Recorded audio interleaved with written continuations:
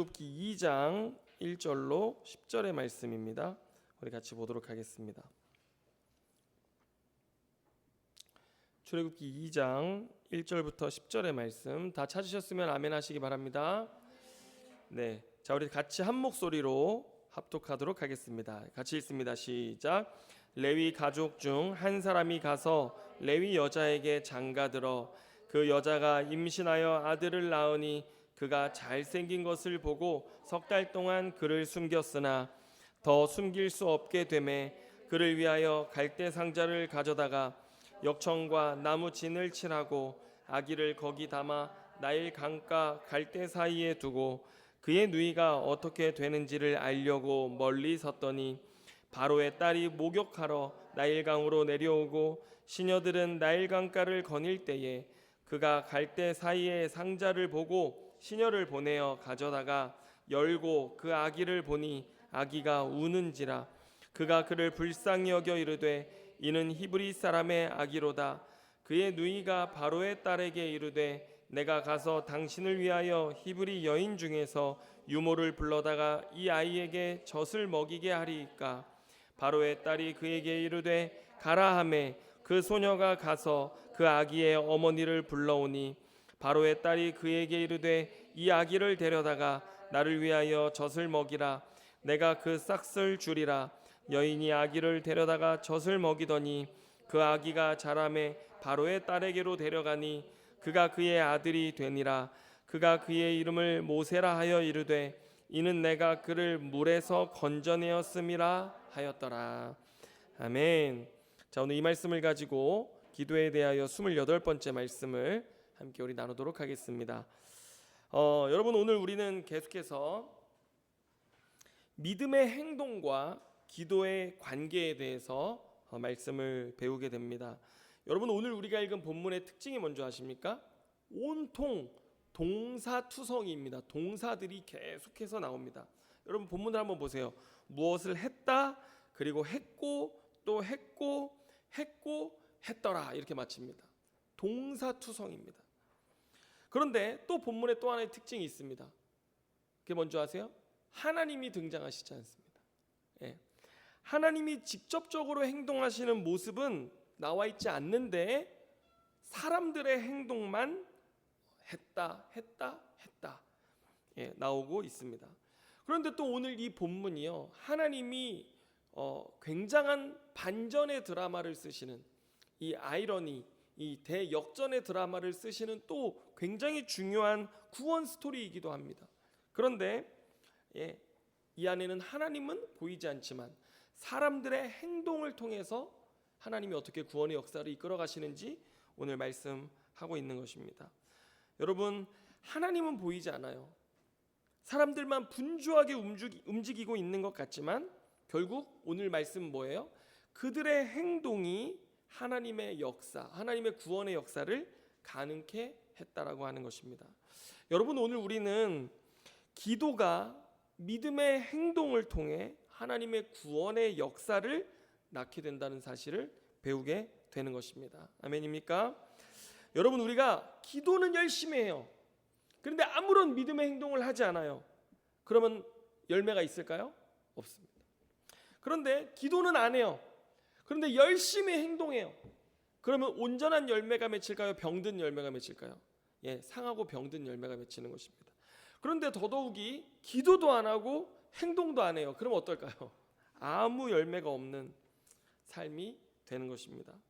그런데 여러분 오늘 우리가 읽은 이 본문에 등장하는 한 가정은 포기하지 않는 믿음의 행동을 통해서 마침내 구원의 열매를 얻게 되어지는데요. 여러분 오늘 말씀을 통해서 우리도 기도와 순종 그리고 열매를 맺는 참 믿음의 사람들 되시기를 주님의 이름으로 축원합니다.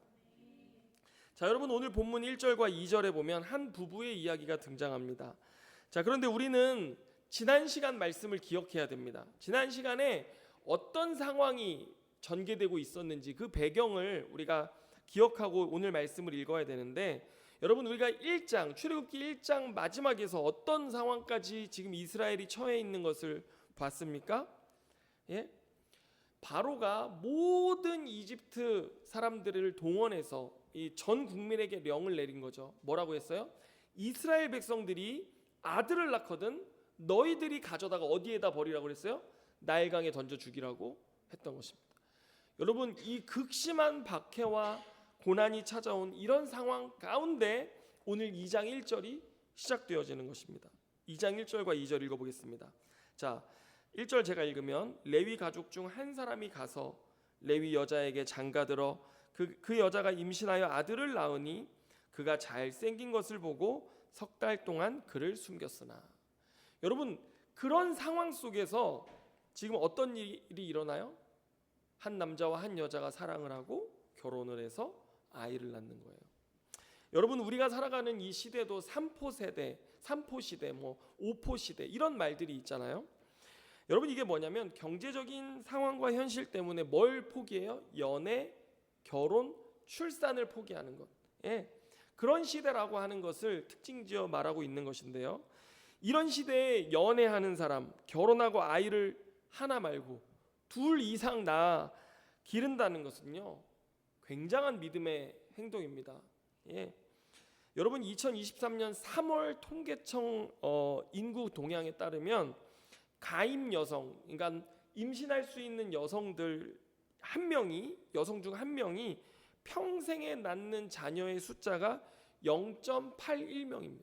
그러니까 한 여자당 한 아이조차 낳지 않는 시대가 됐다는 거예요. 왜 그러냐면 우리가 오늘 살아가는 시대가 이 지표를 통해서 어떤 시대인지를 보여주는 거예요. 생명의 가치를 잃어버린 시대, 생명을 죽이는 시대가 오늘 이 한국 사회라고 하는 것을 여실히 보여주고 있는 것이죠. 여러분, 사람들이 살만하고 안정돼 있으면요, 제일 먼저 뭐 합니까? 연애하고 결혼하고 출산하잖아요.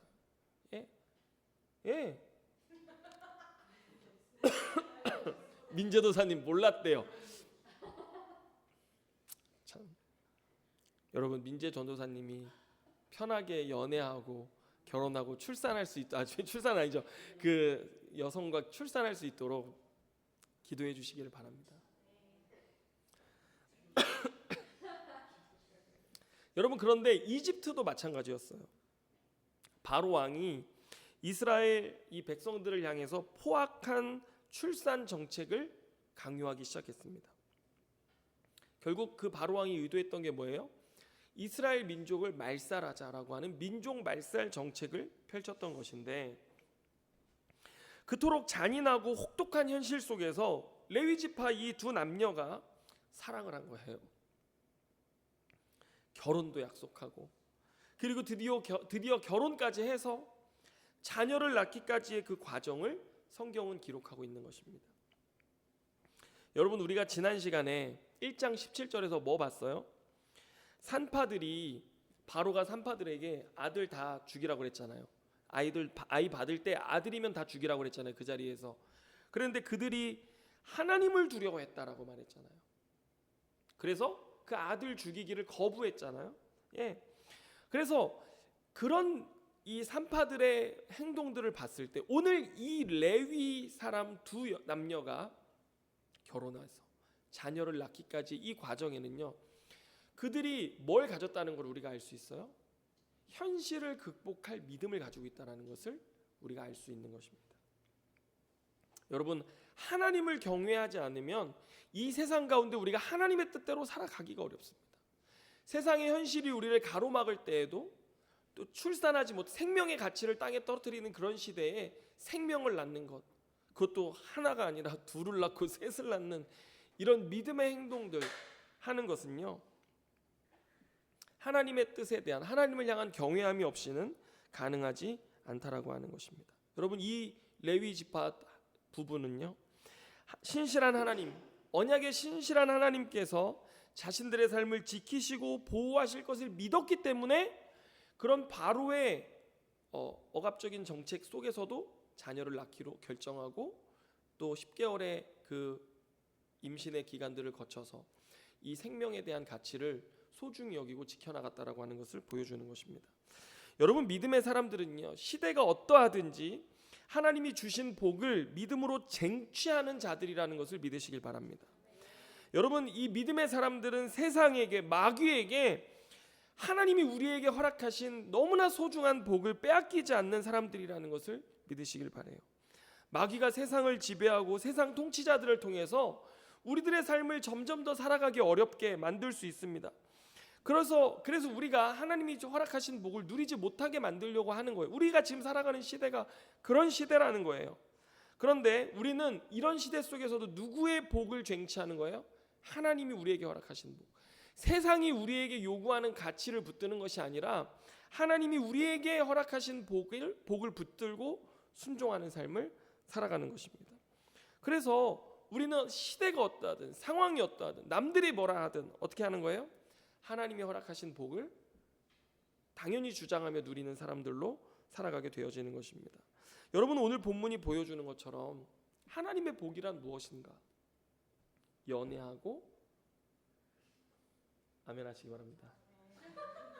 결혼하고, 여기 두 사람.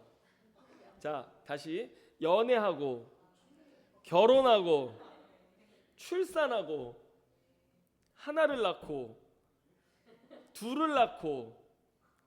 이분들 큰일 났네요. 이 믿음의 목표를 가져야 됩니다. 아멘, 아멘. 네, 믿음의 본을 보여주시기 바랍니다. 네, 그 하나님이 허락하신 복이에요. 연애하는 거 복입니다. 결혼하는 거 하나님이 우리에게 허락하신 복이에요. 자녀를 낳는 건 더 큰 복입니다.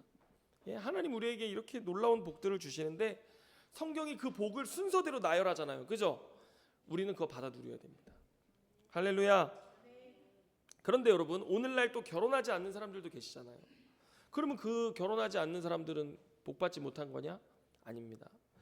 여러분, 오늘 우리가 본문에서 사랑하고 결혼하고 아이를 낳아 기르는 과정이 뜻하는 것 무엇일까요? 생명의 가치인 거예요. 생명의 가치. 여러분, 하나님이 주신 모든 생명은 복된 가치를 가지고 있다는 거 믿으시길 바랍니다.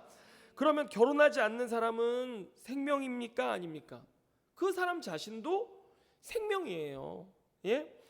그래서 그 사람은 결혼하지 않았을지라도 하나님이 나에게 주신 이 생명, 나에게 허락하신 이 생명을 하나님의 뜻대로 그 생명의 가치대로 아름답게 향유하며 꽃 피우며 사는 것. 여러분, 인생 그렇게 살아가고 누려가는 거 하나님 허락하신 거잖아요. 누려가는 것이 복이라는 사실을 믿으시기를 바랍니다. 그런데 이 한 생명 살아가는 것조차도 세상이 가만두질 않아요. 세상의 가치가 우리를 억압하고요. 나 하나의 생명과 삶조차 소중히 여기지 못하게 만드는 것 뭐예요? 그 세상의 가치입니다. 세상이 억압하는 거예요. 그래서 여러분, 요즘 우리가 잘 아는 말 중에 소확행이라는 말이 있잖아요. 예, 소소하지만 확실한 행복 누려가려고 사람들이 몸부림치는 거 아닙니까? 여러분, 그거 누려가야 됩니다. 하나님 우리에게 허락하신 생명 삶을요 마음껏 누려가는 것, 하나님 우리에게 허락하신 복이라는 것이에요. 하나님이 우리를 하나님의 형상대로 아름답게 창조하셔서 이 생명의 순간순간을 살아가게 하셨는데, 여러분, 우리 서로 사랑하며 살아가야죠. 예? 인간관계 안에서 사랑하고 서로 존중하고 소중히 여기고 그 인간이 인간답게 살아갈 수 있게 하는 것, 그거 복음입니다.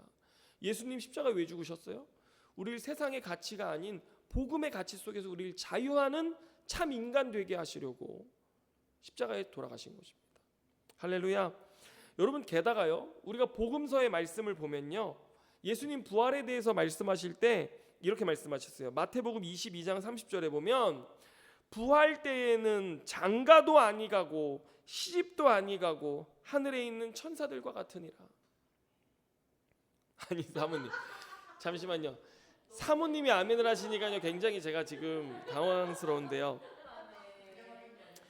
여러분, 왜 그러냐면 하나님이 우리 이 세상 가운데 가정 공동체를 허락하신 게 뭐냐면요, 예, 하나님을 반영하는 공동체인 것이죠. 부모는 하나님의 사랑, 서로 사랑, 이 사랑을 반영하는 공동체가 가정이거든요. 그런데 장차 부활의 때에는 왜 그게 필요 없냐? 충만한 하나님과의 관계가 있기 때문입니다. 여러분, 충만한 하나님과의 관계가 있을 때는요, 우리 가운데 사랑의 결핍이 없어요. 하나님이 주시는 충만한 사랑, 그리고 우리가 그 안에서 누리게 될 완전한 사랑의 관계가 있기 때문에 더 이상 가정이 필요 없는 것입니다. 그래서 부활의 때에는 가정이 없는 것이에요.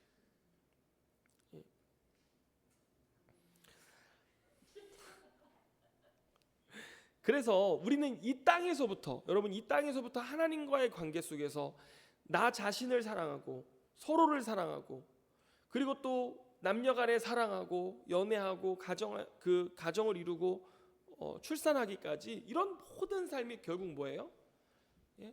생명의 가치 누려가는 삶이라고 하는 것입니다. 그런데 오늘 이들 부부는요, 그 복을 누려가고 쟁취해감에 있어서 참으로 힘든 불시험의 과정을 겪어야 했습니다. 2절 말씀을 보세요. 그들이 연애하고 사랑하고 결혼하여 아들을 낳았는데 어떤 상황이 닥쳤어요? 3개월이나 그 아들을 숨겨 길러야 하는 상황이 온 것입니다. 세상이 억압하는 것이죠. 들키면 어떻게 돼요? 옆집에 사는 이집트 사람에게라도 들키면 어떻게 돼요? 아기 소리라도 들려서 그 아들인지 딸인지 보여달라고 그래가지고 들키게 되면 어떻게 돼요? 나일강에 던져 죽이는 거예요. 이런 어마어마한 현실을 그들이 감내하며 살아가야 했는데 얼마나 두렵고 힘들었겠습니까? 그런데 여러분 2절에 보면요, 이런 아이에 대한 설명이 있습니다. 뭐라고 되어 있습니까? 2절에 보면 그 아이에 대해서 뭐라고 말해요? 그가 잘생겼다. 딱 낳았는데 얘가 보통 잘생긴 게 아니에요. 야, 저는 영후가 태어났을 때요, 좀 실망했습니다. 영후, 막내가 태어났을 때 너무 못생긴 거예요, 영후가요.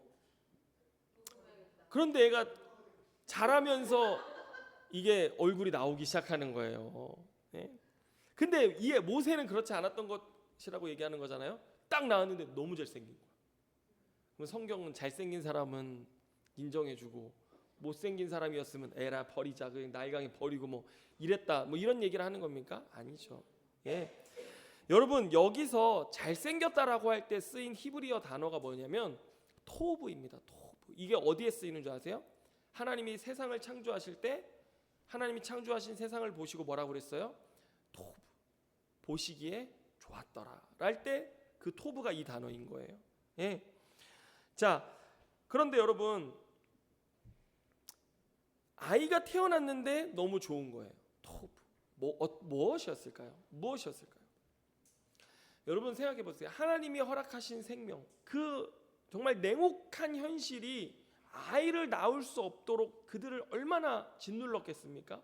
그런데 그들이 그 현실 속에서도 하나님의 복을 믿고 누리기 위해서 낳았단 말입니다. 그 아이를 딱 봤는데 하나님이 세상을 창조하셨을 때 그 하나님의 마음 속에 그 느껴졌던 그 마음, 좋다.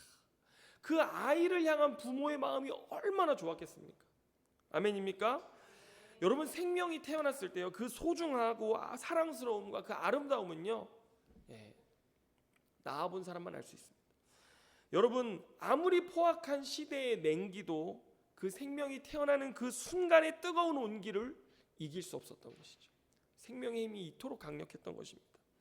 생명과 생명이 연결되어지기 시작하고 죽음도 이 생명을 자신들로부터 빼앗아갈 수 없다라는 것을 이 부모가 알게 된 그 순간, 뭐예요? 토브. 좋았던 순간입니다. 그것을 오늘 성경은 뭐라고 말해요? 잘생겼다라고 이야기하는 것입니다. 여러분, 아빠들이요, 언제 그 느끼는 줄 아세요? 탯줄 자를 때. 탯줄 자르세요라고 할 때 이 가위를 들고 아이의 이렇게 탯줄 딱 잡고 있거든요. 그럼 여기 딱 자르라고 해요, 이 사이를. 그때 느끼는 감정이 토부예요. 엄마는 언제 느끼는 줄 아십니까? 낳아서 그 아이를 여기 가슴에 입을 대거든요. 탁 대고 안을 때, 그때 느끼는 감정이 뭐예요? 토부입니다. 토부. 전사님 하나 낳으시겠습니까? 앞으로 제가 뭐 지금 나오라 그러겠습니까? 예. 여러분, 오늘 토브라는 단어가 여기에 사용된 의미에 대해서 학자들은 뭐라고 말하냐면 창세기 1장 1절이 토브로 시작했잖아요. 출애굽기 2장이 뭘로 시작하는 거예요? 출애굽기 초반이잖아요. 토브로 시작하는 것이죠.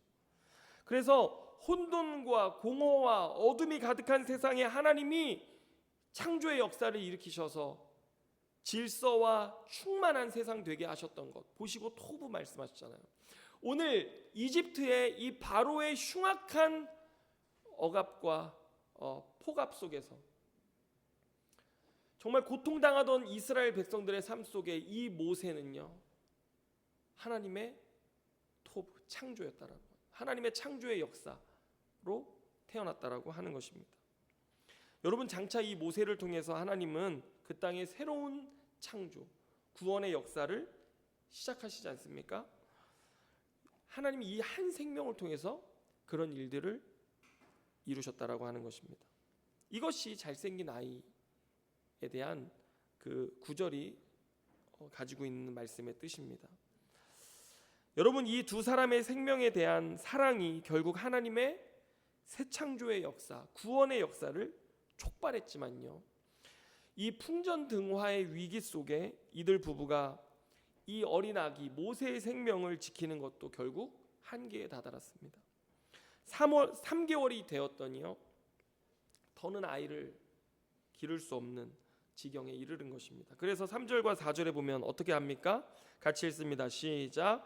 더 숨길 수 없게 되매 그를 위하여 갈대 상자를 가져다가 역청과 나무 진을 칠하고 아기를 거기 담아 나일강과 갈대 사이에 두고 그의 누이가 어떻게 되는지 알려고 멀리 섰더니, 여러분, 이 부모가 할 수 있었던 마지막 믿음의 방법 뭐였어요? 아이를 강물에 떠내려 보내는 것이었습니다. 얼마나 바로의 이 횡포가 극심했으면 이와 같은 방법을 써야 했겠습니까? 제가 어제 뉴스 기사를 보다가, 여러분 보셨어요? 미국에 가면 멕시코하고 이 국경 지역 있잖아요. 거기에 이제 그 불법 그 뭐라고 하죠? 그 미립국을 막기 위해서 4.3m의 장벽으로 쭉 둘러놨어요. 그런데 여러 남자들이 그 장벽에 올라와서 장벽 반대편 4.3m 밑에 바닥으로 3세, 4세 되는 아이를 던지는 겁니다. 어느 나라 아이냐면 에콰도르 출신의 아이들을 던진 거예요. 그래가지고 뭐 했냐면 불법 미립국을 시도한 것입니다. 성인이 넘어가서 잡히면 바로 다시 추방이에요. 근데 어린 아이들은 바로 추방하지 못하도록 돼 있어요. 나라가, 미국이 보호하게 돼 있어요. 그래서 이 아이들만이라도 이 세상에서 살지 않고 저 미국 땅에서 살기 하기 위해서 그 4.3m가 되는 높이의 장벽에서 아이를 던진 거예요. 아이들이 뚝 떨어져서 쓰러져 있어요. 그래서 잠시 뒤에 깨어서 일어나는 거예요, 아이들이. 그런데 그들 앞에 펼쳐진 건 뭔지 아세요? 사막입니다. 국경 수비대에 의해서 그들이 발견되지 않으면요, 죽을지 살지도 모르는 그런 처참한 현실 속에 아이들이 내던져진 거예요. 그래가지고 지금 미국에서 그 정치적인 문제로 이슈화 되어지고 있는데, 여러분, 왜 이 아이들이 이런 삶을 선택하고 살아야만 했을까요? 이 에콰도르뿐만 아니라 멕시코 등등 이런 중남미 지역의 지금 정치적 현실이 미국하고 연관되어져 있거든요. 그런데 미국이 이들에게서 손을 떼기 시작하니까요, 이 민주정부가 세워지지 않고 다른 정부들이 세워지면서 도무지 살 수 없는 세상이 돼가니까 다 미국으로 아이들을 그리고 어른이고 할 것 없이 넘어오는 그런 현실이 되었다라고 하는 것입니다. 여러분, 오늘 이 출애굽기 시대에서도요, 당시의 삶이 얼마나 가혹했으면 모세의 부모가 할 수 있는 마지막 선택이 강물에 아이를 떠내려 보내는 것이었겠습니까?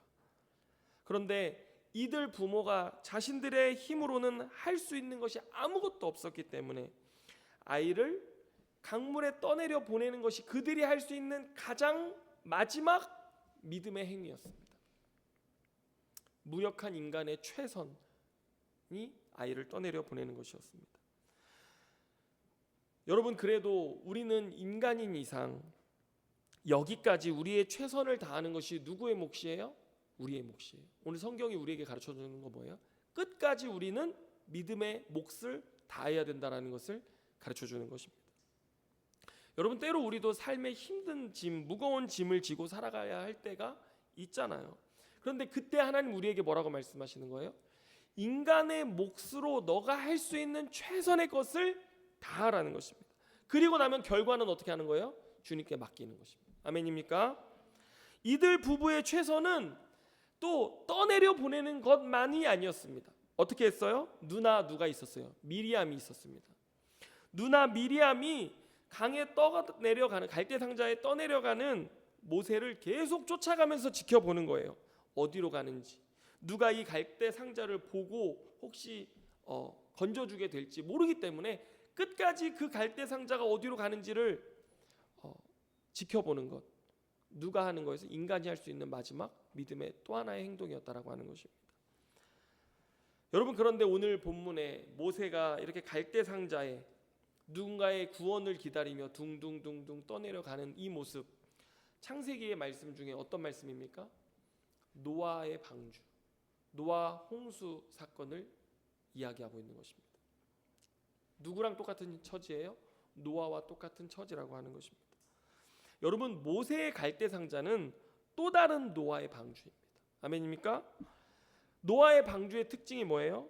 하나님만이 구원해 주실 수 있다라는 거예요. 그리고 노아와 그 가족들이 배에서 내려서 이 땅에 뭐가 됐어요? 하나님의 새 창조의 인류가 되었습니다. 마찬가지로 이제 모세가 건진받은 후에 모세는 이스라엘 백성들을 그 흑암, 어둠, 공허가 가득 찬 이 창조되기 이전의 시대로부터 그들을 건져내서 새 창조된 세상에 새 백성으로 살아가게 하는 이스라엘 백성, 하나님의 백성으로 그들을 이끌게 되어지는 것입니다. 그래서 여러분, 모세의 이름의 뜻이 뭐예요? 10절 말씀 보세요. 그렇죠? 그의 이름, 잘 배우셨네요. 선생님이 누구세요? 네, 그가 그의 이름을 모세라 하여 이르되 이는 내가 그를 물에서 건져내었음이라. 10절에 말씀하고 있습니다. 물에서 건진받은 자, 그가 바로 모세였습니다. 그런데 여러분, 오늘 본문에 보세요. 누가 그를 건지는가? 누가 건집니까? 5절로 6절에 보십시오. 자, 같이 읽습니다. 바로의 딸이 목욕하러 나일강으로 내려오고 시녀들은 나일 강가를 거닐 때에 그가 갈 때 사이에 상자를 보고 시녀를 보내어 가져다가 열고 그 아기를 보니 아기가 우는지라. 그가 그를 불쌍히 여겨 이르되 이는 히브리 사람의 아기로다. 여러분, 누가 그를 건졌습니까? 바로의 딸이 건졌어요. 여러분, 엄청난 아이러니 아닙니까? 히브리 남자를 다 죽이라고 명령한 그 바로의 딸이 히브리 아이를 건져내는 것입니다. 그리고 자기 아들 삼는 것입니다. 그런데 여러분, 여기 중요한 단어가 있습니다. 본문의 중요한 단어 6절에 불쌍히 여기다라고 하는 이 단어가 있습니다. 이게 뭐예요? 긍휼이라고 하는 단어입니다. 여러분, 어땠을까요? 아마 바로의 딸도 아버지가 히브리 남자들을 다 죽이라고 한 명령에 대해서 잘 알고 있었을 것입니다. 그리고 그 딸도 여인으로서 이스라엘 백성, 히브리 사람들의 남자아이들이 죽어가는 그 비명소리, 그 처참함, 참담함을 보고 그 상황을 알고 있었을 거예요. 그리고 오늘 어디로 목욕하러 나왔습니까? 나일강이잖아요. 거기에는 무슨 일이 일어나고 있었을까요? 수많은 아이들이 떠내려가고 있었을 것입니다. 그 상황 속에서 있었던 사람이 바로 이 바로의 딸이었는데요. 목욕하러 온 거예요. 그런데 그때 이 모세가 든 갈대 상자를 열었는데 모세가 응애 하고 운 겁니다. 울고 있는 그 모세의 울음소리를 듣는 순간 바로의 딸의 마음에 뭐가 생겼어요? 불쌍히 여기는 마음이 생겼다라고 이야기하는 것입니다. 여러분, 우리가 여기서 한 가지 우리의 사고를 전환해야 할 것이 있습니다. 그게 뭐냐면, 하나님은 하나님의 구원 사역을 위해서 때로는 누구를 사용하세요? 이방인, 믿지 않는 사람들을 사용하실 수 있다라고 하는 것입니다. 여러분, 구약 성경에 바벨론 포로로 끌려갔던 이스라엘 백성들을 귀환시킨 왕 누군 줄 아십니까? 페르시아 고레스 왕입니다. 그런데 성경에 보면 페르시아 고레스 왕을 하나님이 나의 메시아다 이렇게 얘기합니다. 하나님의 종이요 도구로 하나님이 페르시아의 왕 고레스를 사용했다라고 하는 것이죠. 여러분, 또 하나님은요, 우리 하나님이 창조하신 사람들 마음속에 뭘 주셨어요? 불쌍히 여기는 마음을 공통적으로 주셨습니다. 물론 양심에 화인 맞은 그런 사람들도 있습니다. 하지만 우리 마음 안에는 아직 깨어진 하나님의 형상일지라도 뭐가 있어요? 불쌍히 여기는 마음이 있어요. 하나님의 마음이 있어요. 그래서 그가 믿는 자든 믿지 아니하는 자든 자기의 양심을 통해서 행동할 수 있게 하신 것, 자유의지를 주신 거예요. 그런데 바로의 딸의 마음에 어떤 마음이 있었어요? 불쌍히 여기는 마음이 있었고, 하나님은 오늘 그 마음을 하나님의 구원의 역사의 통로로 사용한 것입니다. 여러분, 이 바로의 딸이요, 심지어 아버지의 명을 거역합니다. 아버지의 명을 거역할 만큼 그 양심에 뭐가 있었어요? 용기가 있었던 여인이었습니다. 그리고 그녀에게는 모세를 유모의 손에 맡겨 돈을 주고 키울 수 있는 재정적인 능력도 있고 힘도 있었습니다. 권세도 있었어요. 여러분, 그래서 우리는 때로 우리 믿는 사람이 해야 된다라고 하는, 우리 믿는 사람만 할 수 있다라고 하는 그런 편협한 생각을 버려야 합니다. 우리만 의롭고 우리만 하나님의 뜻을 행할 수 있다라는 생각, 하나님이 우리를 통해서 죽어가는 영혼들을 구원할 거라고 생각하는 그런 생각의 틀을 깨야 합니다. 여러분, 세례 요한은 뭐라고 했는 줄 아십니까? 하나님은 이 길가의 돌들로도 하나님의 백성 아브라함의 자손이 되게 하실 수 있는 분이다라고 이야기했습니다.